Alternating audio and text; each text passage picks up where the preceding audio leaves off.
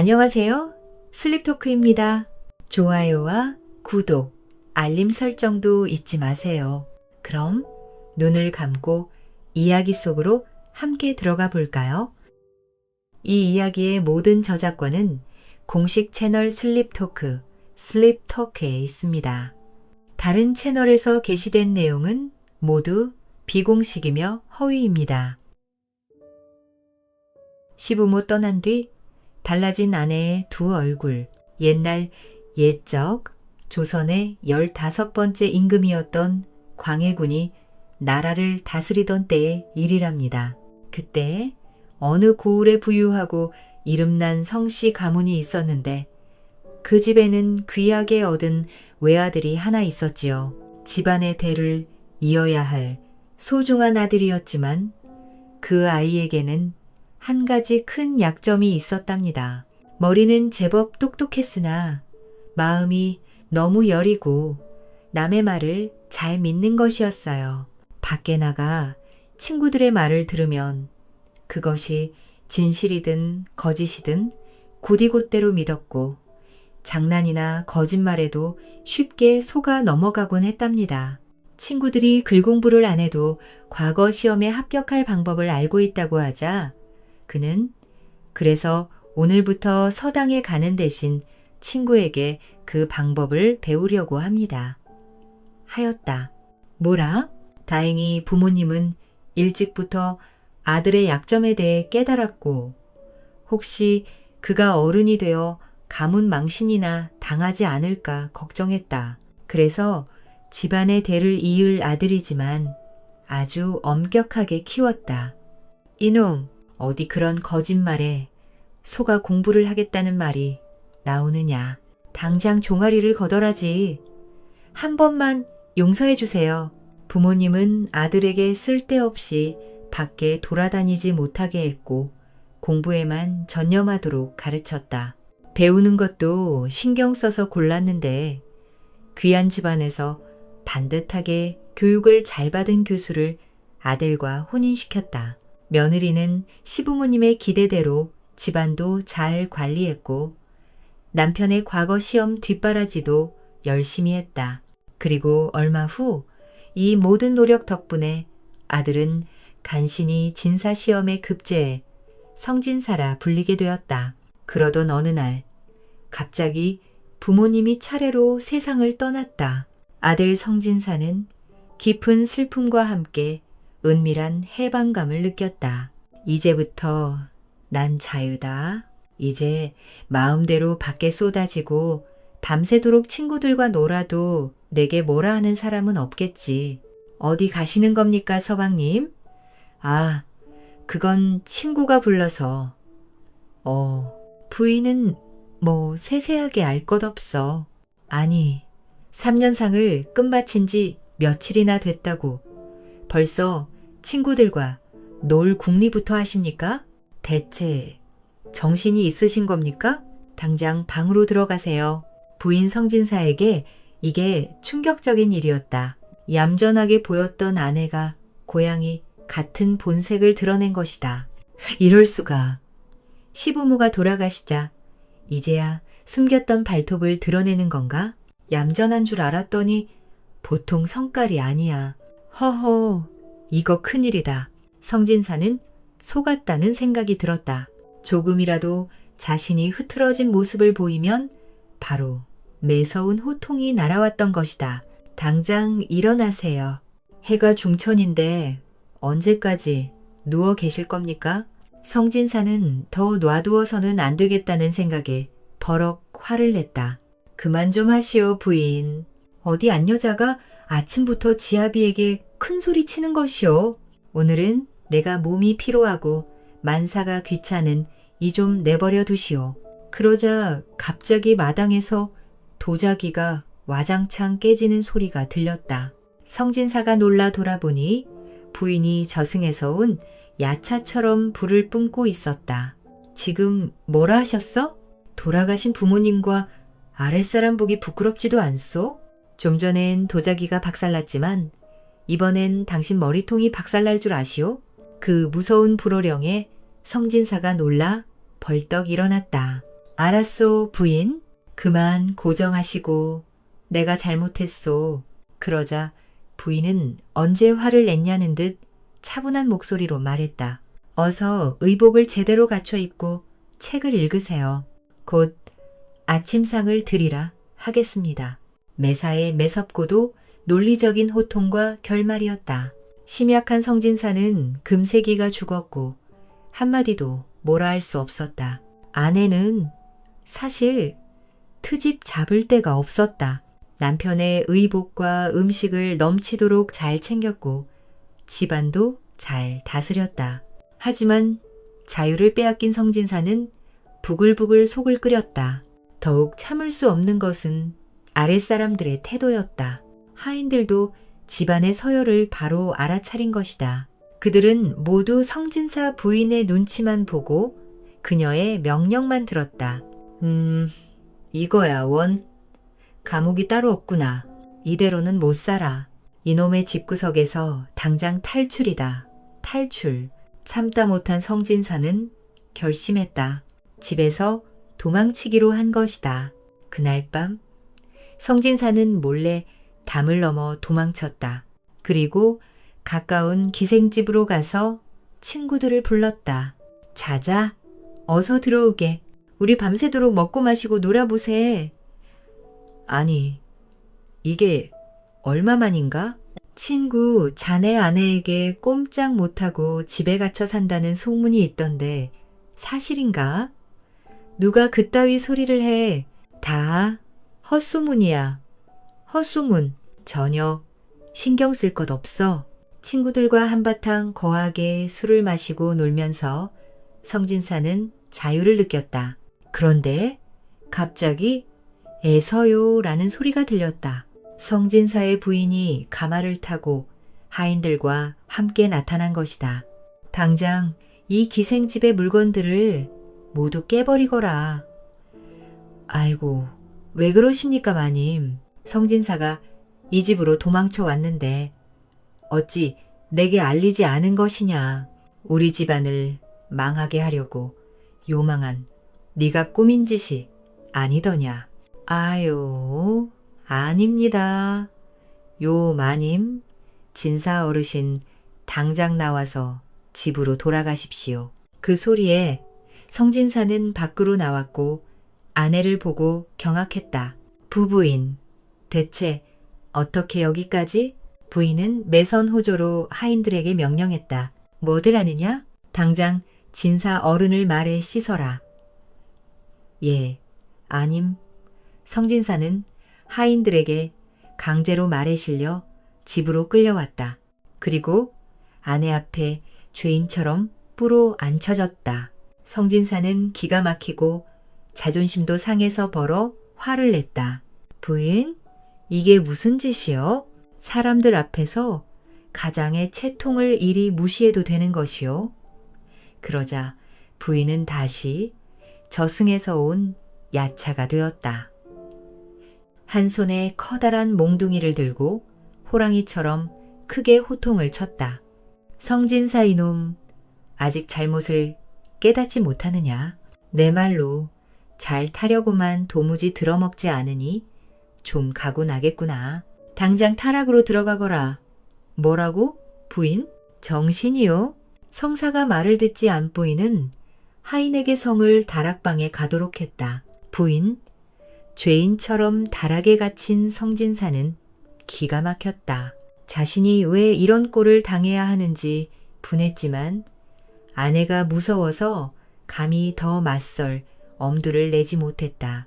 일단 풀려났기 위해 성진사는 애걸복걸 사정했다. 한 번만 용서해 주시오. 내 정말 다시는 그런 짓을 하지 않겠어. 그래도 부인은 눈 하나 꿈쩍하지 않았다.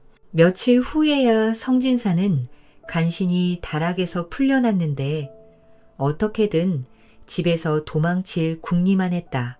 이놈의 집구석에서 저런 야차와 함께 살다가는 3명에 못 죽지. 꼭 도망쳐야겠습. 일이 소문나는 바람에 어느 친척집이나 친구집도 그를 받아줄 곳이 없었다. 미안하네. 우리 집은 아버님도 계셔서 그런 난리를 치면 곤란하네. 자네의 잘못 간 자네를 탓하게. 아휴, 추리도 자네는 데려오지 말라더군요. 치를 궁리하던 성진사는 문득 먼 시골의 집안에 노비가 있다는 것이 생각났다. 대대로 집안의 논밭에서 농사 짓는 노비들이었다. 그래, 그곳으로 가면 감쪽같이 숨을 수 있을 거야. 성진사는 몰래 집을 빠져나와 천리길을 달려갔고 여러 날이 걸려 간신히 노비의 집에 도착했다. 갑자기 한양에서 내려온 주인이지만 노비들은 반기며 대접했다. 어서 오십시오, 신사리. 그래, 잘들 지내야. 매 며칠 이곳에서 좀 돌아보며 지내야겠다. 아이고, 예, 누추하지만 편히 지내십시오. 성진사는 이제야 살 것 같았다. 그곳에서 잘 대접받으며 지내니 몸과 마음도 편했다. 성진사는 금세 동네에서 사귄 한량들과 어울리며 매일 술을 마시고 기생집을 찾았다. 그래, 그래. 이게 사는 거지.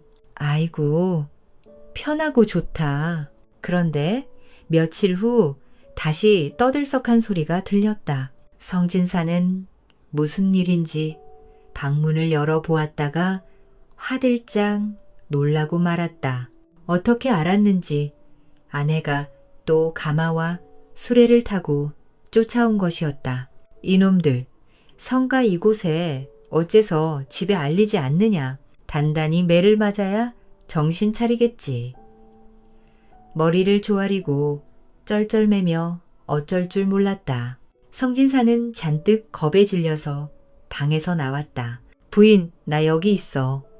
그러자 성진사 부인은 싸늘한 눈초리로 쏘아보고 하인들에게 호령했다. 여봐라, 당장 성진사를 마에 시거라. 성진사는 또 죄인처럼 마의 뒤에 태워져 집에 도착했고 부인에게 엄한 호통을 들었다. 성진사 이놈, 지난번 타락에 갇히고 정신을 못 차렸냐? 내 놈이 자꾸 집안을 위태롭게 하니 이번엔 매를 좀 맞아야겠다. 여봐라, 당장 성진사 종아리를 걷어라. 부부인 진사는 하인들에 의해 종아리가 훤히 드러났고 부인에게 회초리를 맞았다. 아유와, 대단한 굴욕이었다. 소문을 들은 성진사의 친구들은 모여서 붕괴하며 한마디씩 했다. 세상에 무슨 그런 악처가 있는가? 법으로? 어이, 다스려야 하지 않겠나? 아, 당장 이혼아이고 틀렸네 들렸어. 글쎄, 지난번에 내가 성진사 집에 핑계대고 찾아가 그 얘기를 꺼냈더니 새파랗게 질려서 덜덜덜덜. 그럼 자기는 당장 죽게 될 거라고 말을세. 어허, 이거 참 그 친구도 심약해서 큰일이네. 그래도 이대로 놔둘 순 없네. 우리가 무슨 수를 내보세. 결국 친구들은 관가에 투서를 넣었다. 하지만 뜻밖에도 전혀 효과가 없었다. 관할 사도는 조사를 나갔다가 부인의 무슨 술책에 넘어갔는지 이런 말을 남기고 돌아갔다. 집안의 일은 집안에서 해결하시오. 이건 관에서 나설 일이 아닌 것 같소. 성진사 친구들의 마지막 기대도 물거품이 되고 말았다. 그런데 몇 년 후 성진사 아내가 갑자기 중병에 걸렸다는 소문이 들렸다. 얼마 후 그 아내가 병에 차도가 없어 죽었다는 소식이 전해지자 친구들은 기뻐하며 몰려갔다. 마침내 그 친구도 해방이 금원, 해방이야. 그래, 사나운 처가 죽었는데 초상을 치를 게 아니라 축을 올려야지. 어서 축하해 주러 가세. 그런데 뜻밖에도 성진사는 상복을 입고 슬퍼하며 통곡하고 있었다. 아이고, 부인, 날 두고 가면 어쩌란 말이요? 그 모습에 친구들은 기가 막혔다. 한 친구가 정신 차리라고 성진사를 잡고 흔들었는데 성진사는 눈물을 흘리며 편지 한 장을 내밀었다. 다 날 위해서 그런 거였네. 우릴 모이는 일부러 사나운 처가 된 거라고. 사실 성진사의 아내는 그동안 시아버지의 유언에 따라 연기한 것이었다. 시아버지는 죽으면서도 나약한 아들을 걱정했다. 자칫 방탕한 생활에 빠져 집안이 풍비박산날 것을 걱정해서 며느리에게 특별한 유언을 남겼다. 남편을 위해 악처가 되려고 한 것이다. 시아버지의 유언은 당황스러웠지만 성진사 아내는 남편을 위해 그 말을 따르기로 했고 사나운 부인이 된 것이다. 모든 진실을 알게 된 진사는 하염없이 눈물을 흘렸다. 친구들도 수연이 줄 수밖에 없었다. 그 후 성진사는 한눈 팔지 않고 열심히 공부했다. 늦게나마 과거에 급제해서 관직의 길로 나갔고 명문가의 대를 이었다. 그리고 평생 사나운 아내를 그리워하며 살았다고 한다.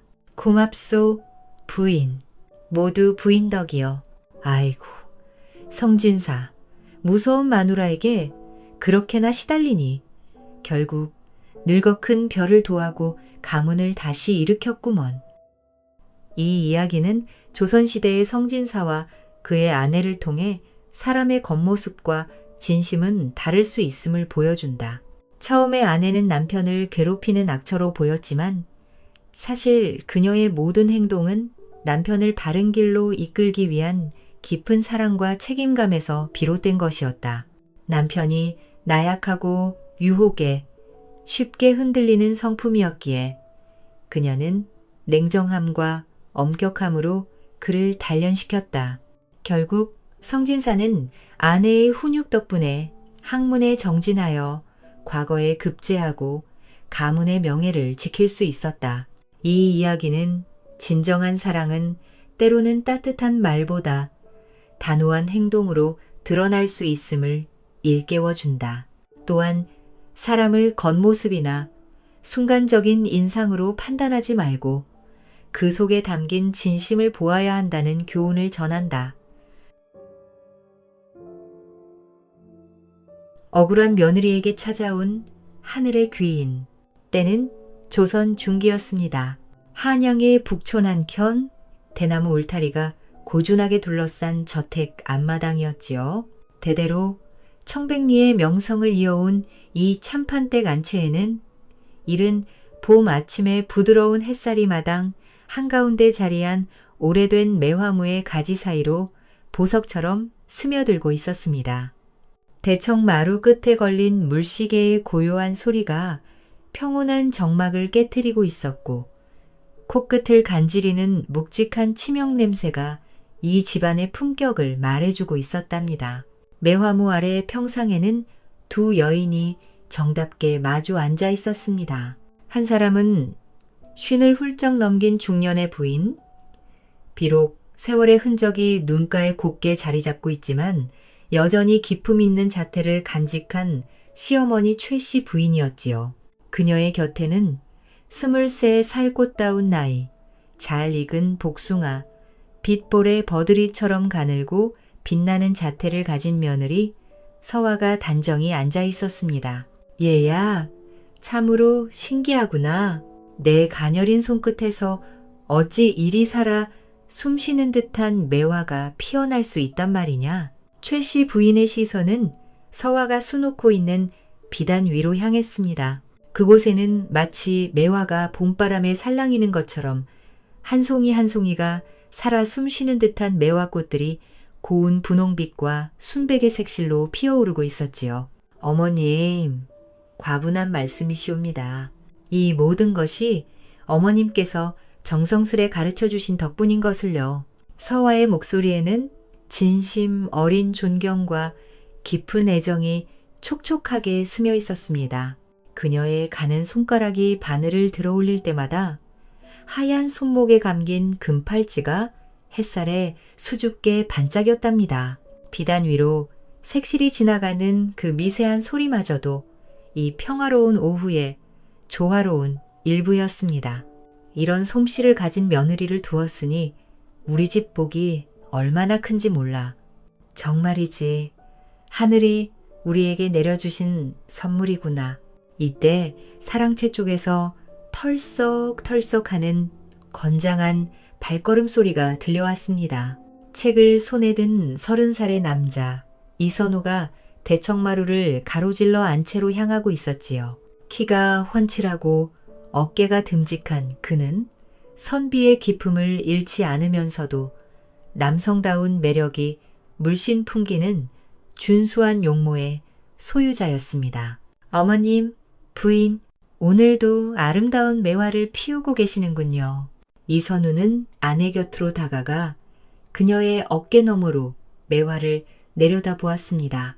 그의 시선은 아내가 수놓는 매화가 아닌 실을 따라 움직이는 희고 가느다란 손가락과 실을 높이 들기 위해 살짝 숙인 목덜미에서 피어나는 은은한 난향에 머물렀습니다. 그 향기는 밤의 장막이 내려앉은 안방의 공기를 뜨겁게 달구던 바로 그 향기였지요. 세상에 그 어떤 화가도 아니 그 어떤 궁중에 수놓는 상궁도 우리 서화의 솜씨는 따라올 수 없을 것입니다. 서방님, 그런 과한 말씀을. 얘야, 서방 말이 맞다. 네, 솜씨는 정말 타고난 것이다. 이런 며느리를 둔 시어머니가 세상에 또 어디 있겠느냐. 오후의 따스한 햇살이 세 사람을 감싸안고 있었습니다. 매화나무에서 떨어지는 꽃잎 하나가 서화의 검은 머리 위에 살포시 내려앉았습니다. 이선우가 그것을 조심스럽게 집어내자 서화는 더욱 붉어진 얼굴로 고맙다는 듯 남편을 올려다보았지요. 부부의 금술은 그야말로 금실 같았습니다. 서로를 바라보는 눈빛에는 마치 신혼 때처럼 뜨거운 사랑이 여전히 타오르고 있었습니다. 하지만 이 완벽해 보이는 행복 속에도 짙은 그림자가 서서히 드리워지고 있었습니다. 해가 기울어 저녁상이 차려진 안방. 세 사람은 조용히 식사를 하고 있었지만 그 고요함 속에는 무거운 침묵이 흐르고 있었습니다. 젓가락이 그릇에 닿는 작은 소리, 국물을 떠먹는 소리, 그리고 때로 들려오는 깊은 한숨. 벌써 혼이 난 지 3년째로구나. 최 씨 부인의 말에 방 안의 공기가 더욱 무거워졌습니다. 서화의 손이 살짝 떨렸고 이선우는 어머니를 바라보며 입술을 꾹 다물었지요. 어머님, 아직 때가 안 된 것뿐입니다. 부인도 너무 마음 쓰지 마시오. 하늘이 정한 때가 되면 우리에게도 귀한 아이를 점지해 주실 것이오. 어머님, 죄송합니다. 제가 부족해서. 아니다. 얘야. 네, 잘못이 아니란다. 세상에는 하늘의 뜻이 있는 법이지. 우리 서화가 워낙 착하고 예쁘니까 하늘에서도 질투를 하나 보구나. 하지만 최 씨 부인의 위로 속에도 깊은 곳에서는 불안감이 꿈틀거리고 있었습니다. 대가 끊길지도 모른다는 두려움이 마치 천천히 번지는 독처럼 그녀의 마음을 조금씩 잠식해 가고 있었지요. 내일은 동대문 밖 유명한 의원을 찾아가 보거라. 그리고 인수사에도 가서 기도를 올려보고. 어머님, 저 때문에 이런 수고를. 아가, 그런 말 하지 말거라. 우리는 가족이지 않느냐. 가족끼리 무슨 수고가 있단 말이냐. 밤이 깊어갈수록 서화는 홀로 촛불 아래에서 바느질을 하며 깊은 한숨을 쉬었습니다. 바늘땀 하나하나에 그녀의 간절한 기원이 담겨 있었지요. 부디 하늘이 저희에게도 아이를 점지해 주시길. 며칠 후 이른 아침 동대문 앞 큰 장터. 이른 아침의 싱그러운 공기 속에 갖가지 물건을 파는 상인들의 구성진 목소리가 울려 퍼지고 있었습니다. 최 씨 부인은 하인안과 함께 장을 보러 나왔다가 익숙한 목소리를 들었습니다. 어머나, 이 참판마님이 아니신가요? 정말 오랜만입니다. 한씨 노파, 이 동네에서 손꼽히는 부잣집 안주인으로 50을 넘은 나이에도 여전히 예리한 눈빛을 가진 여인이었습니다. 하지만 그 눈 깊숙한 곳에는 남다른 야심과 교활함이 번뜩이고 있었지요. 아, 한마님, 안녕하셨습니까? 마님은 정말 나이가 드셔도 여전히 고우시네요. 역시 덕 있는 집안의 부인은 다르다니까요. 한신 오파는 최씨 부인의 표정을 세심히 살피며 마치 사냥감을 노리는 여우처럼 기회를 엿보고 있었습니다. 마님, 댁은 참 부러울 것이 없으십니다. 재물도 넉넉하시고 토려님도 출중하시고 그런데 벌써 손주들이 마당을 뛰어다닐 때가 되었을 텐데 그게 아직 어머나 아직도 소식이 없으시다고요? 그럴 리가. 그렇게 금슬 좋으신 부부인데 한신 오파의 말은 최씨 부인의 가장 아픈 곳을 정확히 겨냥했습니다. 노파는 최씨 부인의 흔들리는 표정을 놓치지 않고 더욱 교묘한 독을 풀어놓기 시작했지요. 마님, 허여 제가 외람된 말씀을 드리는 것이라면 너그러이 용서하십시오. 다만 마님 댁의 번성을 바라는 제 충심이라 여겨 주시옵소서. 혹시 여느님의 사주에 가문의 복을 막는 애군이 낀 것은 아닐까요? 애군이라니요? 요즘 세상 돌아가는 것을 보면 말입니다. 겉으로는 순하고 착해 보이지만 실제로는 가문의 재물복을 다 걷어차고 씨를 말리는 돌개집의 운명을 타고난 여자들이 있다이다. 그런 일이 정말 있다고요? 물론입니다. 제가 지금까지 살아오면서 본 것만 해도 한두 집이 아니지요. 그런 계집들이 들어가면 말입니다. 처음엔 모르다가도 시간이 지날수록 가세가 기울고 대가 끊어지고 마님댁도 요즘 들어 가세가 예전 같지 않으시지 않습니까? 한신오파의 말은 마치 독사의 혓바닥처럼 최씨 부인의 마음속 깊숙이 스며들었습니다. 실제로는 집안 살림에 별 문제가 없었지만 노파의 교묘한 암시에 최씨 부인은 모든 것을 의심하기 시작했지요. 그렇다면 어떻게 해야? 마님 깊이 생각해 보셔야 합니다. 그 금며느리가 들어온 후로 정말 집안에 좋은 일이 있었는지 말입니다. 모든 것 다 이유가 있는 법이지요. 한신오파는 내심 쾌재를 부르고 있었습니다. 자신의 손녀 한채옥을 양반가에 시집보내 신분 상승을 이루려는 오랜 꿈이 드디어 현실이 될 수 있을 것 같았기 때문입니다. 그날 밤 최씨 부인은 잠을 이루지 못하고 뒤척였습니다. 한신오파의 말들이 머릿속을 맴돌며 의심의 씨앗이 싹트기 시작했지요. 정말 서화가 들어온 후로 좋은 일이 있었던가. 3년이나 지났는데 아이 소식이 없는 것도 혹시, 가세가 예전 같지 않다는 것도 혹시. 아니야, 서화는 착한 아이야. 그럴 리가. 하지만 일단 심어진 의심은 쉽게 사라지지 않았습니다. 다음 날부터 최씨 부인은 서화를 보는 눈빛이 미묘하게 달라지기 시작했지요. 며칠 후 한신오파는 다시 최씨 부인을 찾아왔습니다. 이번에는 더욱 교묘한 방법으로. 한마님, 제가 지난번에 드린 말씀 혹시 생각해 보셨나요? 그게 아직. 마님, 지금이 아니면 정말 늦습니다. 어떤 며느리는 말입니다. 가문의 재물복과 자손을 모조리 빼앗아 가더이다. 그런 계집들의 특징이 뭔지 아십니까? 특징이요? 겉으로는 순하고 얌전해 보입니다. 시어머니한테도 잘하고 남편한테도 다정하고. 하지만 그것이 바로 함정입니다. 그렇게 해서 가족들의 마음을 사로잡은 다음 몰래 집안의 복을 빼앗아 가는 거지요. 한신오파의 독성 있는 말들이 최씨 부인의 마음을 점점 더 어둡게 물들였습니다. 그녀는 그동안 서화의 모든 행동을 다시 의심의 눈초리로 되돌아보기 시작했지요. 마님, 제가 아는 한 점쟁이가 있습니다. 그 양반 말이 아들을 못 낳는 며느리는 가문을 망하게 하는 애군을 타고 났다고 하더이다. 이런 며느리일수록 더욱 빨리 내보내야 한다고. 정말 그런가요? 마님, 결단을 내리셔야 합니다.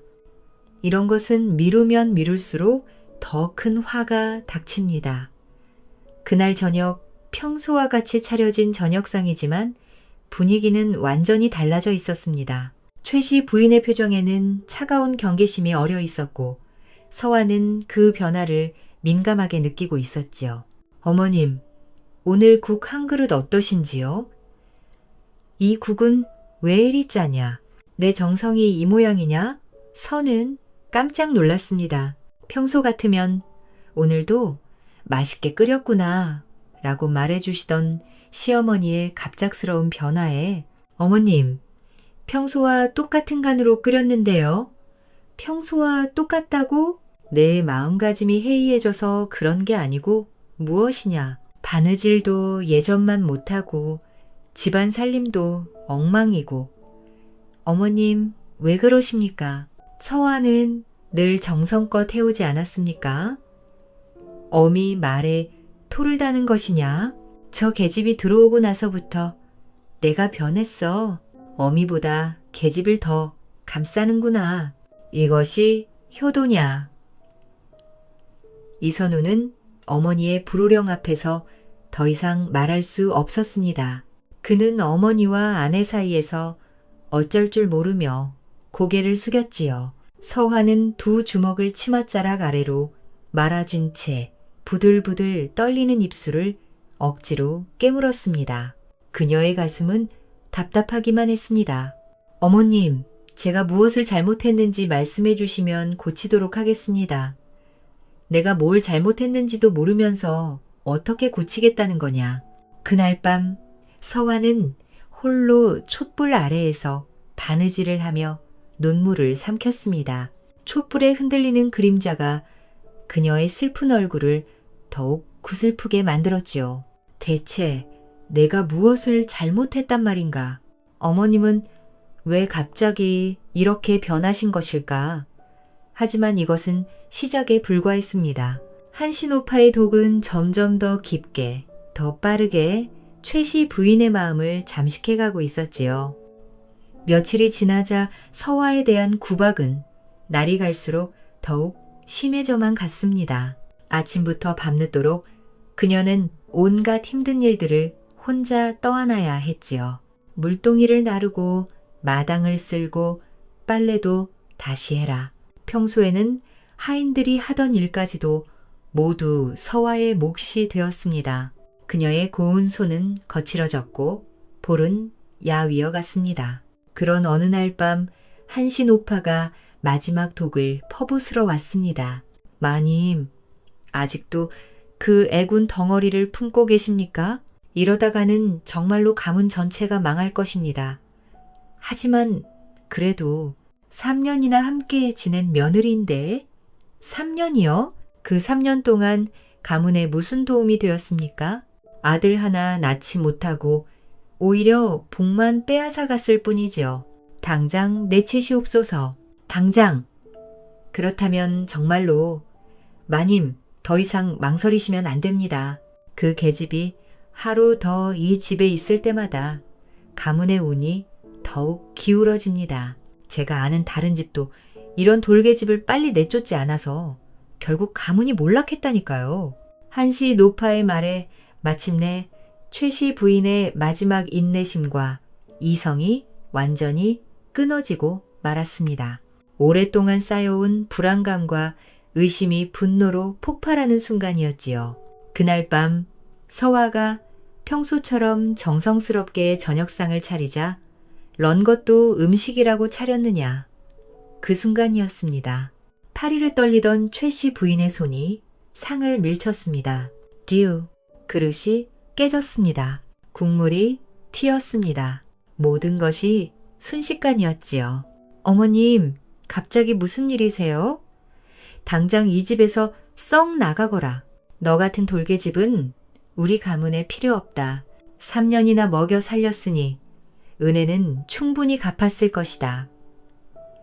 선은 그동안 모든 구박을 묵묵히 견뎌왔습니다. 하지만 이제 더는 참을 수 없었습니다. 3년 동안 쌓였던 서러움과 억울함이 마치 터져나오는 폭포수처럼 그녀의 가슴에서 솟구쳐 올랐지요. 어머님, 제가 대체 무슨 잘못을 하였기에 이래 하십니까? 서화의 목소리는 떨렸지만 그 안에는 깊은 절망과 함께 마지막 자존심이 담겨 있었습니다. 지난 3년간 제가 어머님께 드린 정성이 이리도 하찮은 것이었습니까? 제가 언제 이 집에 누를 끼쳤단 말입니까? 이제 보니 되들이기까지 하는구나. 역시 내가 눈여겨본 대로 네 인연이 독을 품은 것을 내가 몰랐을 줄 아느냐. 어머님, 부인, 무슨 일입니까? 너도 보거라. 이 계집의 본성을 지금까지 순한 척, 착한 척 했지만 결국 본색을 드러내지 않느냐.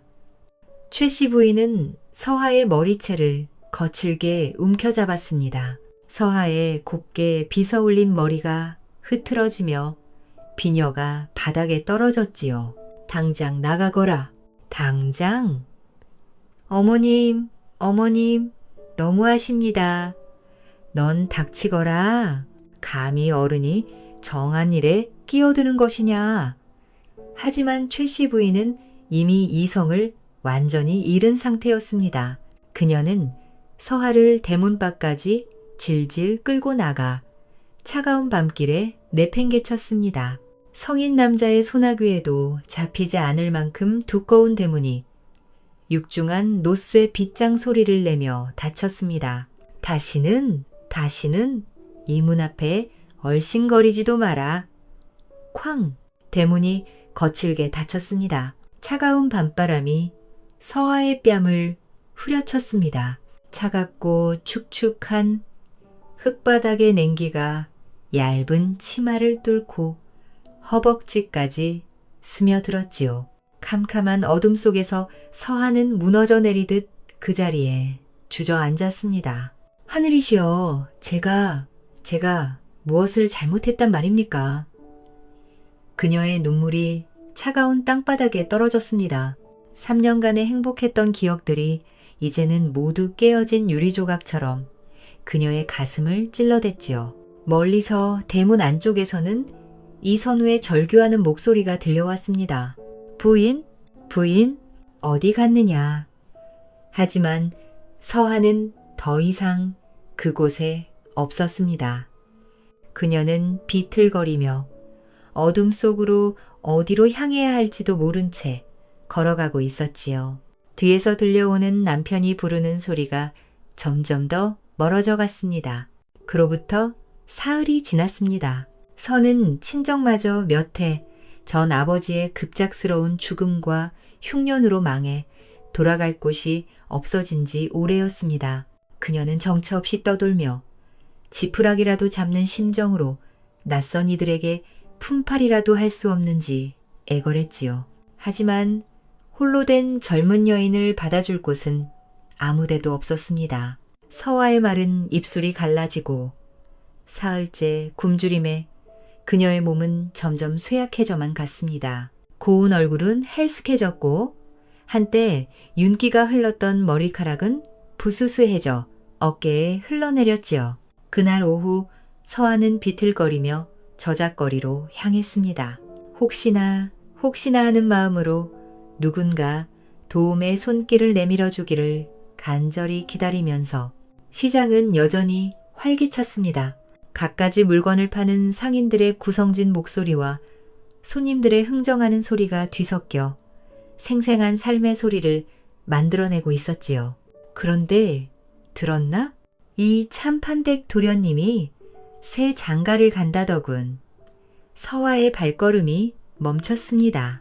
온몸에 피기가 싹 가시며 다리에서 힘이 빠져나갔지요. 아니, 벌써 며느리를 내쫓은 지 얼마나 되었다고. 그게 말이지. 한씨 부자댁 손녀딸이라더군. 정말 계산이 빠른 양반들이야. 전며느리 내쫓자마자 바로 한씨라니. 그 집이 동네에서 제일 부자잖아. 그럼 이번엔 돈도 많이 들어오겠네. 선은 그 자리에서 얼어붙고 말았습니다. 마지막 희망의 실마저 완전히 끊어진 것입니다. 그녀가 혹시나 하고 품고 있던 언젠가는 다시 돌아갈 수 있을지도 모른다는 희미한 기대가 산산이 부서져 내렸지요. 그렇구나. 정말로 끝인 것이구나. 지나가던 사람들이 땅에 주저앉은 서화를 이상하게 쳐다보았지만 그녀에게는 더 이상 아무것도 보이지 않았습니다. 들리지도 않았습니다. 그녀는 비틀거리며 일어나 마치 억눌린 사람처럼 시장을 벗어났습니다. 발걸음에는 더 이상 목적지가 없었지요. 해가 저물어가고 어둠이 깔리기 시작했습니다. 선은 언제부터인가 깊은 산길로 접어들고 있었습니다. 마른 낙엽을 밟는 소리만이 고요한 산중에 울려 퍼졌습니다. 이제 정말 갈 곳이 없구나. 이 세상에 나를 필요로 하는 곳은 아무데도 깊은 밤이 되어서야 선은 가파른 절벽 끝에 다다랐습니다. 발 아래로는 까마득한 어둠만이 입을 벌리고 있었지요. 차가운 밤바람이 그녀의 흐트러진 머리칼을 휘날렸습니다. 한때는 그토록 아름답던 얼굴에 이제는 깊은 절망만이 서려 있었습니다. 어머니, 아버지, 곧 찾아뵙겠습니다. 이 세상에서는 제가 살 곳이 없나 봅니다. 그녀가 마지막 걸음을 내디디려는 순간이었습니다. 갑자기 산 전체에 신비로운 바람소리가 울려 퍼지기 시작했습니다. 그와 함께 주변이 환하게 밝아지기 시작했지요. 마치 보름달이 구름 사이로 갑자기 얼굴을 내민 것 같은, 아니 그보다도 더 신비로운 빛이었습니다. 어디선가 깊고 웅장한 소리가 울려 퍼지며 공기 자체가 진동하는 듯 했습니다. 서하는 발을 멈추고 주변을 둘러보았습니다. 절벽 위의 소나무들이 바람도 없는데 흔들리고 있었고 바위 틈에서는 이름 모를 향기가 피어올랐지요. 그때였습니다.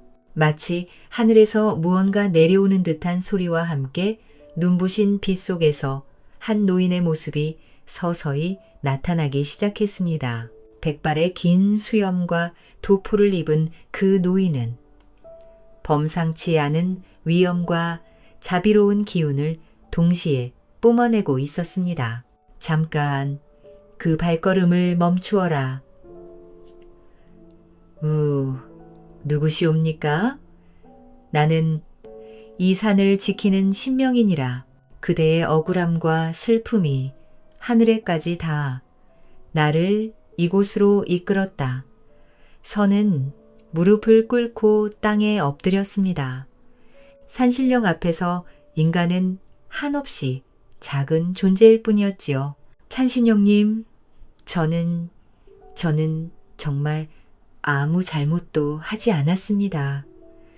그런데 왜 이런 고통을 당해야 하는 것입니까? 그대의 진심과 억울함을 하늘이 지켜보고 있었느니라. 그대는 잘못이 없다. 다만 악한 자들의 관계에 빠진 선량한 이들이 그대를 오해한 것 뿐이니라. 그렇다면 왜 저에게만 이런 시련을? 시련은 더 큰 복을 위한 준비니라. 죽음으로 하늘을 불러하지 말고 삶으로써 너의 진정한 가치를 이 세상에 보여주어라. 산신령의 말에 서하는 고개를 들었습니다. 그 눈에는 절망 대신 희미한 희망의 빛이 깃들기 시작했지요. 서쪽 계곡으로 내려가거라. 그곳에서 죽음의 문턱에 선 귀인을 만나게 될 것이다. 그의 목숨을 구하면 그대의 운명이 새롭게 열 것이니라. 귀인을 구하라고요? 그렇다. 절망하지 말고 그 길을 걸어가거라. 하늘은 스스로를 도우려는 자를 결코 버리지 않느니라. 산신령의 음성이 점점 멀어져 갔습니다. 그와 함께 신비로운 빛도 서서히 사라져 갔지요. 다시 찬바람이 불러왔지만 이제 서화의 마음속에는 따뜻한 무언가가 자리 잡고 있었습니다. 첫째 날, 계곡. 그녀는 일어서서 산신령이 가리킨 서쪽을 향해 발걸음을 옮겼습니다. 이제 그 발걸음에는 목적과 희망이 있었지요. 한 계절쯤 걸었을까? 서는 깊은 계곡에 도달했습니다. 계곡물이 바위를 타고 흘러내리는 소리가 고요한 담을 깨뜨리고 있었습니다. 그런데 어디선가 사람의 신음소리가 들려왔습니다. 서는 그 소리를 따라 조심스럽게 다가갔지요. 점점 더 뚜렷해지는 거친 숨소리, 그리고 어둠 속에서 희미하게 보이는 인형들, 달빛이 구름 사이로 스며들자 참혹한 광경이 드러났습니다. 여러 대의 수레가 뒤엎어져 있었고 상자들이 사방에 흩어져 있었습니다. 그리고 피를 흘리며 쓰러진 사람들이 여기저기 널려 있었지요. 이럴 수가. 산적을 만난 건가? 그 중에서도 한 명의 중년 남자가 가장 큰 상처를 입고 신음하고 있었습니다. 40살쯤 되어 보이는 그는 비록 피투성이가 되었지만 범상치 않은 풍모를 지니고 있었지요. 이렇게 죽는 것인가? 하늘이시여, 이보시오, 정신을 차리시오. 서화는 그 남자 곁으로 달려갔습니다. 상처가 너무 깊었습니다. 왼쪽 어깨에서 가슴까지. 칼에 베인 상처에서 계속 피가 흘러나오고 있었지요. 이렇게 많이 피를 흘리면 빨리 치료를 해야. 서화는 양반가에서 배운 약초 지식을 머릿속에서 필사적으로 되살렸습니다. 지혈에는 질경이와 숲, 그리고 통증에는 단기. 다행히 계곡 주변에는 밤에도 손으로 만져서 구분할 수 있는 약초들이 자라고 있었습니다. 잠깐만 기다리세요. 그녀는 계곡물로 상처를 씻어내고 급히 구한 약초들을 상처에 발라주기 시작했습니다. 자신의 치마 자락을 찢어서 붕대를 만들고 정성스럽게 상처를 감쌌습니다. 그 순간 남자가 정신을 차렸습니다. 정신을 차리셨군요. 다행입니다. 서화는 밤새도록 그 남자를 간병했습니다.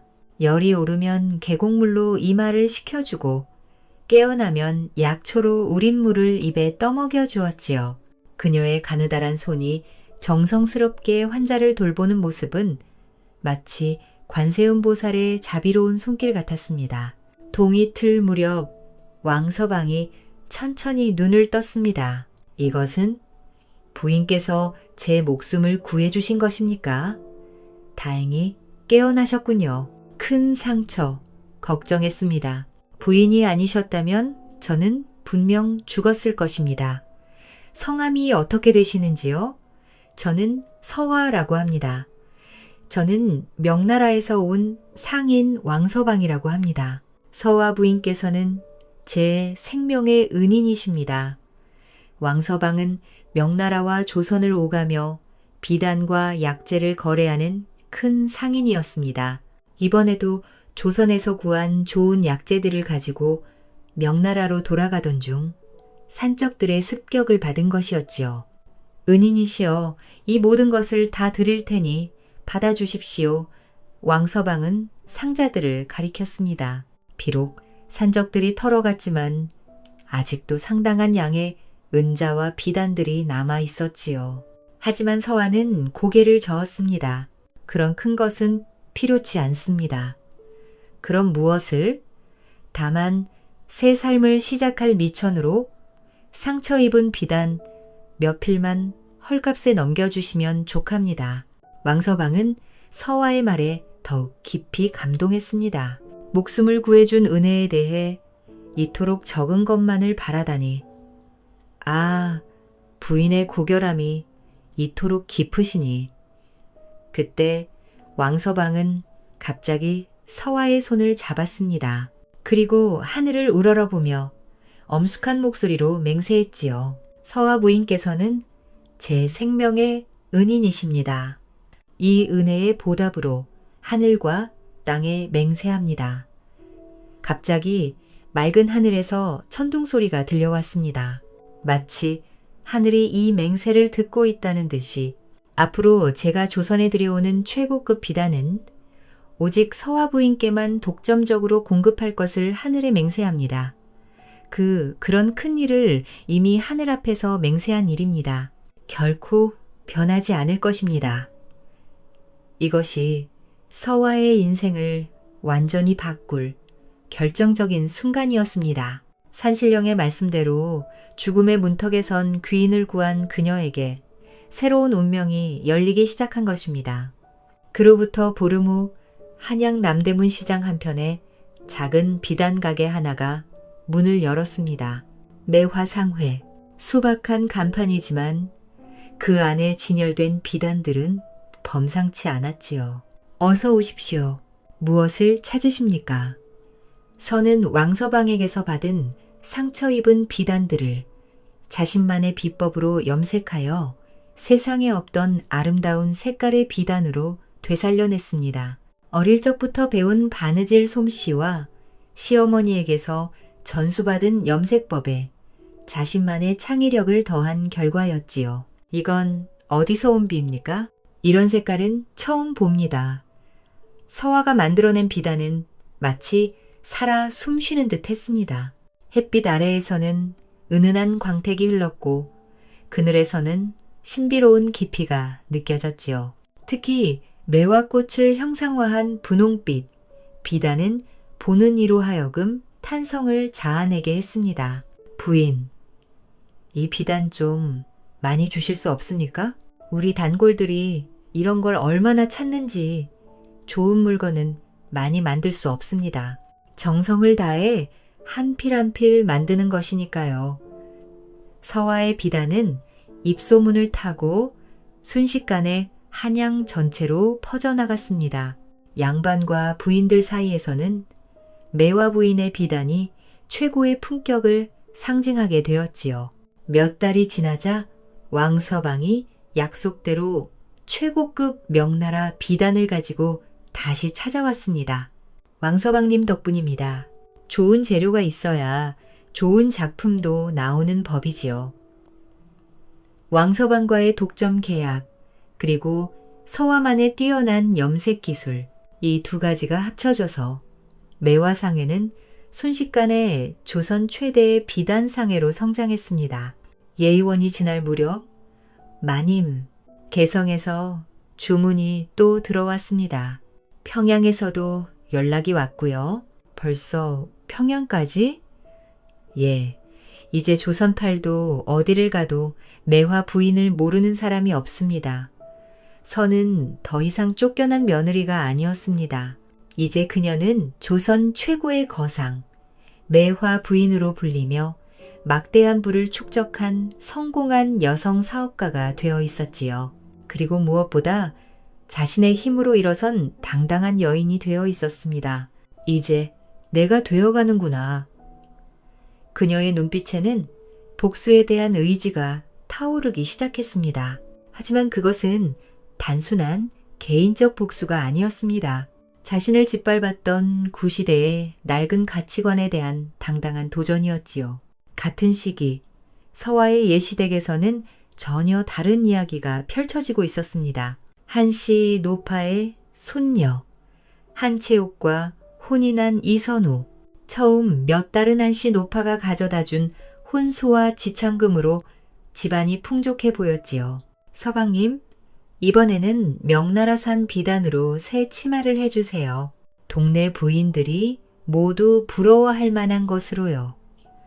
한채옥은 겉으로는 아름다웠지만 속은 욕심과 허영으로 가득 찬 여인이었습니다. 하루도 빠짐없이 새로운 것을 사달라고 조르고 비싼 장신구와 화장품에만 관심이 있었지요.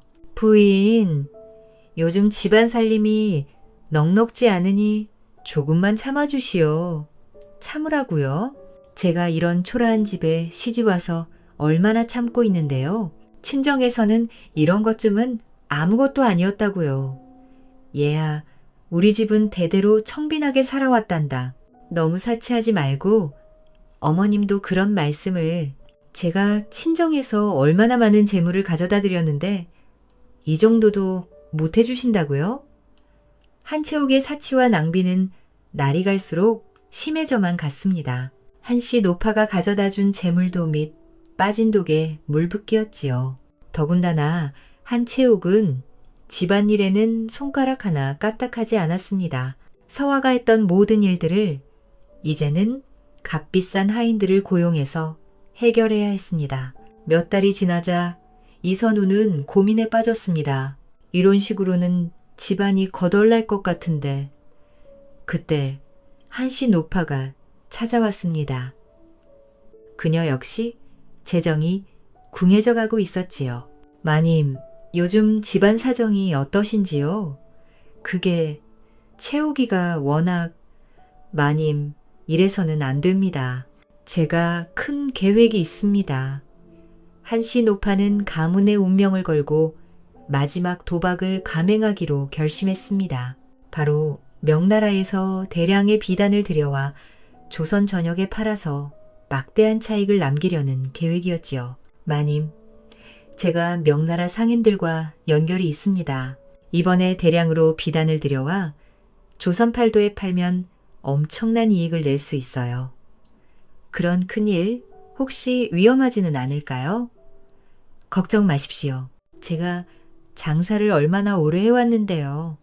이번 기회를 놓치면 진짜 후회할 겁니다. 한씨 노파는 자신의 전 재산과 심지어 빚까지 내서 거대한 자금을 마련했습니다. 그리고 명나라로 사람을 보내 대량의 비단을 주문했지요. 이번만 성공하면 정말 큰 부자가 될 수 있어. 그러면 채우기도 마음껏 사치할 수 있고. 하지만 한씨 노파는 몰랐습니다. 이미 조선의 비단 시장에는 새로운 강자가 나타나 있다는 것을. 한편 매화상회의 안채에서는 서화가 차분히 차잔을 들고 있었습니다. 마님, 한씨 노파가 명나라에서 대량의 비단을 들여온다는 소문이 확실합니다. 그렇구나. 드디어 때가 왔구나. 선은 이미 오래전부터 예시댁의 상황을 파악하고 있었습니다. 한채옥의 사치와 한씨 노파의 재정 상황까지 모든 것을 알고 있었지요. 한씨 노파가 얼마나 큰 손해를 보게 될지 계산해 봤느냐? 예, 마님. 노파가 투자한 돈이면 실패할 경우 완전히 파산할 것입니다. 좋다. 그럼 이제 우리의 계획을 실행에 옮기도록 하거라. 선은 왕서방과의 독점 계약이라는 절대적인 무기를 이용해 치밀한 복수의 그물을 치기 시작했습니다. 첫 번째 계획은 치명적인 소문을 퍼뜨리는 것이었습니다. 시장 곳곳에 사람을 보내거라. 그리고 이런 소문을 퍼뜨려라. 분부대로 하겠습니다. 며칠 후 한양의 모든 시장에는 섬뜩한 소문이 돌기 시작했습니다. 들었어? 왕서방의 인장이 없는 명나라 비단은 귀신이 붙었다오. 귀신이요? 그렇다오. 그런 가짜 비단은 물에 닿으면 흉하게 썩어 문드러진다더군. 그래서 사람들이 귀신 비단이라고 부른다오. 그럼 그런 비단으로 옷을 해 입으면 온몸에 악창이 생기고 심하면 죽을 수도 있다더군. 이 소문은 마치 들불처럼 순식간에 조선 전역으로 퍼져나갔습니다. 두 번째 계획은 시장 독점이었습니다. 시중에 있는 다른 비단들을 모조리 사들여라. 값을 아끼지 말고. 마님, 그렇게 하면 엄청난 돈이 복수를 위해서라면 얼마든지 쓸 수 있다. 지금까지 벌어둔 것이 이런 때 쓰라고 있는 게 아니냐. 선은 막대한 자금력을 동원해서 조선 전역의 비단을 싹쓸이했습니다. 이제 시장에는 오직 매화상회의 비단만이 남았지요. 왕서방도 서화의 계획에 기꺼이 협력했습니다. 이제 조선의 비단 시장은 완전히 서화의 손아귀 위에 있었습니다. 한시 노파의 비단이 도착하기를 서화는 차분히 기다렸지요. 드디어 그날이 왔습니다. 인천 포구의 한시 노파가 주문한 거대한 비단 화물이 도착했습니다. 수레바퀴 소리가 요란하게 울려 퍼지며 수십 대의 수레가 줄지어 한양으로 향하고 있었습니다. 드디어 왔구나. 이번엔 정말 대박이야. 한시 노파는 창고를 빌려 비단들을 쌓아두고 상인들을 불러 모았습니다. 하지만 한마님, 죄송하지만 그 비단은 왜? 무슨 문제라도? 그 비단은 왕서방의 인장이 없지 않습니까? 무슨 소리야? 이건 정품 명나라 비단이라고 내가 직접 주문한 거야. 마님, 요즘 시장 분위기를 모르십니까? 왕서방, 인장 없는 비단은 아무도 안 사요. 무서워서 못 팔겠다고요. 한시 노파는 믿을 수 없다는 표정으로 상인들을 바라보았습니다. 그럼 이 많은 비단을 어떻게? 글쎄요. 요즘은 매화상의 비단 아니면 잘 안 팔리거든요. 며칠이 지나도 한 필도 팔리지 않았습니다. 오히려 창고 보관료만 눈덩이처럼 불어났지요. 한시 노파는 다른 지역으로 가서 팔아보려 했지만 결과는 마찬가지였습니다. 귀신비단 소문이 이미 조선 전역에 퍼져 있었던 것입니다. 이럴 수가. 내가 평생 모은 돈이. 시간은 한시 노파의 편이 아니었습니다. 빌린 돈의 이자는 하루하루 불어났고 창고비도 감당하기 어려워졌지요. 한 달이 지나자 한시 노파는 완전히 궁지에 몰렸습니다. 한마님, 언제까지 기다려야 합니까? 돈을 당장 갚으시오. 조금만 더 기다려 주시오. 비단만 팔면. 비단? 그 귀신 비단 말입니까? 그런 걸로 언제 돈을 받습니까? 그때 서화가 보낸 대리인이 나타났습니다. 한마님, 어려우시다는 소식을 들었습니다. 누구시오? 혹시 제 비단을 저희 주인께서 그 비단들을 좀 헐값에라도 사드리겠다고 하십니다. 헐값이라도 얼마나 주실 건지요? 원가의 10분의 정도면 어떨까요? 10분의 값이라니 거의 공짜나 마찬가지였습니다. 하지만 한시 노파에게는 그것마저도 감지덕지였지요. 그렇게라도 해주신다면 여기 서명하시면 내일 돈을 드리겠습니다. 한시 노파는 떨리는 손으로 서명했습니다. 평생 꿈꿔왔던 부자의 꿈이 이렇게 산산조각 나는 순간이었습니다. 내가 이렇게 될 줄이야. 그녀는 아직도 몰랐습니다. 자신이 헐값에 넘겨준 그 비단들을 누가 사들였는지를, 그리고 이 모든 것이 자신이 쫓아낸 그 며느리의 치밀한 복수 계획이었다는 것을. 서화의 복수는 이제 마지막 단계로 접어들고 있었습니다.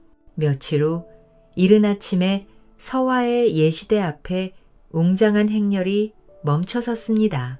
말발굽 소리가 고요한 골목에 울려 퍼졌습니다. 여러 대의 화려한 가마와 비단으로 치장한 하인들이 줄지어 있었지요.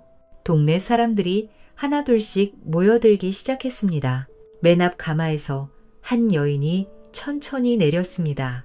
화려한 비단옷, 금과 은으로 장식한 머리 장신구, 그리고 무엇보다 당당하고 위험 있는 자세. 하지만 그 얼굴을 가까이서 본 사람들은 모두 깜짝 놀랐습니다. 바로 그 서화였습니다. 하지만 예전에 그 수줍고 연약했던 며느리는 더 이상 없었지요. 지금 그녀는 조선 최고의 거상다운 위풍당당함을 보여주고 있었습니다. 서화는 한 걸음 한 걸음 천천히 예시대를 향해 걸어갔습니다. 대문을 두드리는 소리가 집안에 울려 퍼졌습니다. 마님, 큰일입니다. 밖에. 매화 부인이? 매화 부인? 그 유명한 상인이 왜 우리 집에 어쩐 일로 오셨다는 것이냐? 최씨 부인이 급히 대문을 열었습니다. 그리고 그 순간 그녀는 말을 잃고 말았지요. 서한이 정말 서화가 맞는 거냐? 안녕하십니까, 최씨 부인. 서화는 더 이상 어머님이라고 부르지 않았습니다. 그 차가운 호칭에 최씨 부인의 얼굴이 새하얗게 질렸지요. 이때 집안에서 부산스러운 소리가 들려왔습니다. 부인, 정말 당신이요? 이선우의 모습은 예전과 달랐습니다. 초라하고 귀가 죽어 있었지요. 새 부인의 사치 때문에 집안 살림이 어려워진 것이 여실히 드러났습니다. 그 뒤로 한채옥의 모습을 드러냈습니다. 비록 화려하게 차려입었지만 얼굴에는 불안감이 가득했지요. 당신이 그 유명한 매화 부인이라는 거예요? 그렇습니다. 그런데 당신은 누구시죠? 서화의 시선이 한채욱을 처음 보는 사람인 양차갑게 훑어보았습니다. 그 시선에 한채욱은 주눅이 들 수밖에 없었지요. 저는 이 집 며느리, 새로 들어왔다던 그 며느리군요. 그때 마당 한편에서 초라한 모습의 한씨 노파가 나타났습니다. 비단 사업 실패로 완전히 망해버린 그녀는 이제 옛날의 위세를 완전히 잃은 상태였지요. 한씨 노파는 서화를 보자마자 얼굴이 새하얗게 변했습니다. 이럴 수가, 매화 부인이 바로 오랜만입니다. 한씨 아님.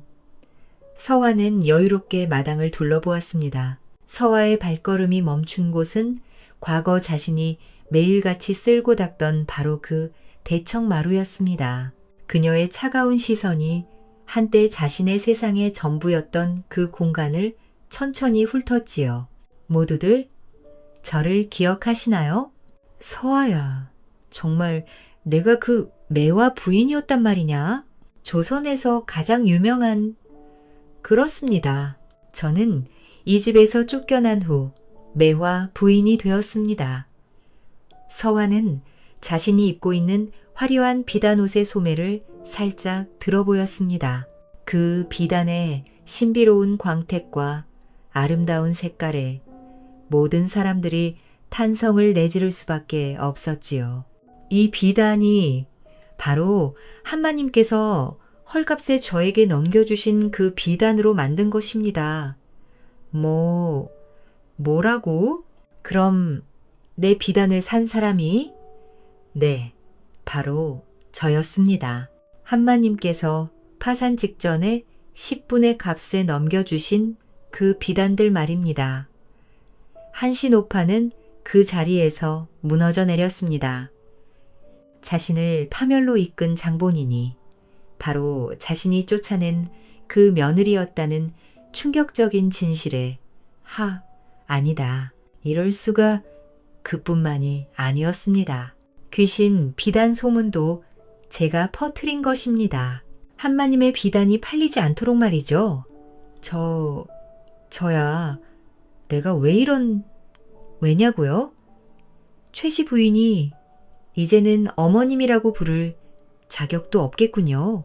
서화의 목소리에는 3년간 쌓인 억울함과 분노가 고스란히 담겨 있었습니다. 저를, 아들을 낳지 못한다 하여 내쫓으셨지요. 돌개집이라 하시며 가문의 애군이라 하셨지요. 저야 내가 잘못했다. 신호파의 말에 속아서 후회라.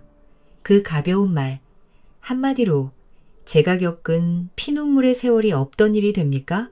서화는 한 걸음 더 다가서며 모든 사람들을 둘러보았습니다.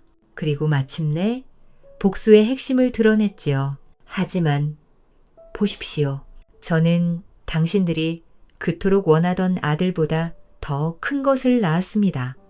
서화의 말에 모든 사람들이 숨을 죽였습니다. 저는 당신들 가문을 10번도 넘게 사고도 남을 만큼의 거대한 부를 만들었습니다. 서화는 손을 들어 자신의 행렬을 가리켰습니다. 수십 명의 하인들과 값을 매길 수 없을 만큼 화려한 물건들. 당신들은 썩어빠진 양반의 허울뿐인 이름만을 탐했지만 저는 제 힘으로 세상이 울어보는 진짜 이름을 만들어냈습니다. 서아, 제발 용서해다오. 내가 잘못했다. 너를 지켜주지 못한 어머니를 말리지 못한 내가 죄인이다. 하지만 서화의 표정은 조금도 흔들리지 않았습니다. 그녀는 옛 남편을 차갑게 내려다보았지요. 이선우, 아니, 이 도령님, 때는 이미 지났습니다. 서의 말에는 깊은 실망과 체념이 담겨 있었습니다. 저를 내쫓을 때는 왜 그 용기를 내지 못하셨습니까? 그때는 어머니 말씀이라며 고개를 숙이시더니 서아는 한숨을 내쉬며 말을 이었습니다. 나는 정말 이제 더 이상 드릴 말이 없습니다. 이때 최 씨 부인이 서화 앞에 무릎을 꿇었습니다. 서하야, 제발 용서해다오. 내가 귀신에 홀렸었나 보구나. 그 노파의 말에 속아서. 최 씨 부인은 땅을 치며 통곡했습니다. 하지만 이미 엎질러진 물이었죠. 서화는 고개를 저었습니다. 용서라고 하셨습니까? 서는 한씨 노파를 향해 시선을 돌렸습니다. 이 모든 일의 원흉인 한마님께는 어떤 용서를 구하실 건가요? 내가 이렇게 될 줄이야. 내 평생에. 한씨 노파는 정신이 나간 듯 웃고 있었습니다. 평생의 야망이 산산이 조각나고 재산마저 모두 잃은 충격에 이성을 잃어버린 것 같았지요. 한마님, 당신은 남의 가정을 이간질시키고 파괴하여 자신의 욕심을 채우려 했습니다. 그 결과가 바로 지금 당신의 모습입니다. 할머니가 그런 일을 당신도 마찬가지입니다. 남의 자리를 빼앗아 앉아서 사치와 허용에만 빠져 살았으니까요. 서아는 모든 사람들을 둘러보며 마지막 말을 남겼습니다. 과연 어느 쪽이 더 가치 있는 것을 낳았는지 이제 그대들 스스로 판단해 보시지요. 그녀는 다시 한번 자신의 화려한 옷차림을 보여주었습니다. 그 옷감 하나하나가 모두 그녀의 능력과 노력으로 만들어낸 것들이었지요. 저는 이제 이 문을 나서면 다시는 이곳을 돌아보지 않을 것입니다. 그대들과는 더 이상 어떤 인연도 없습니다. 서화, 가지 마시오. 서화야, 저와야, 돌아와다오. 하지만 서화의 발걸음은 멈추지 않았습니다. 그녀는 더 이상 뒤를 돌아보지 않고 당당히 걸어나갔습니다. 마당에는 한씨 노파의 미친 웃음소리와 최 씨 부인 이선우의 통곡 소리만이 울려 퍼졌습니다. 내가 매화 부인을 만들어냈구나. 내가 대체 뭘 한 것이냐. 동네 사람들은 이 모든 광경을 지켜보며 혀를 찼습니다. 서화가 떠난 후 그 집안은 완전히 몰락했습니다. 한씨 노파는 정신병을 얻어 세상을 떠났고 한채옥은 친정으로 쫓겨갔으며 최 씨 부인과 이선우는 뼈저린 후회 속에서 여생을 보내야 했지요. 그 후 서화의 이야기는 조선 팔도의 전설처럼 전해져 내려왔습니다. 사람들은 이 이야기를 들을 때마다 가슴이 후련해졌지요. 하늘은 스스로 돕는 자를 돕는다. 진실한 마음은 반드시 보상받는다. 악한 마음으로 남을 해치려 하면 그 악이 자신에게 돌아온다. 여인이라고 해서 약한 것이 아니다. 진정한 강함은 어려움을 이겨내고 스스로 일어서는 것이다. 백성들은 어려운 일이 있을 때면 서로에게 말했습니다. 매와 부인처럼 포기하지 말고 견뎌내자. 하늘이 반드시 길을 열어주실 것이다. 세월이 흘러 서화가 세상을 떠난 후에도 그녀가 심은 매화 나무들은 해마다 봄이면 아름다운 꽃을 피워냈습니다. 마치 그녀의 정신이 영원히 살아있음을 보여주는 것처럼 꺾이고 짓바려도 다시 피어나는 매화처럼 진실하고 강인한 마음은 결코 죽지 않는다는 것을 보여주는 것처럼 말이지요. 이 이야기는 조선시대의 가부장적 사회에서 여성들이 겪는 불공정과 시련을 잘 보여준다. 서화는 남편의 가정과 한 노파의 악의적인 소문으로 쫓겨나는 비극을 겪지만 자신의 지혜와 끈기로 역경을 극복하고 매화 부인이라는 부유하고 권력 있는 여성으로 성장한다. 이 과정에서 그녀는 자신의 가치를 외부 평가가 아닌 스스로의 능력과 인내로 증명하며 진정한 힘은 타인의 인정이 아닌 자기 자신에게서 나온다는 교훈을 보여준다. 또한 시련 속에서도 올바른 도움과 기회를 포착하면 운명을 바꿀 수 있으며 악의와 편견은 결국 지혜와 결단 앞에서 무력하다는 메시지를 담고 있다.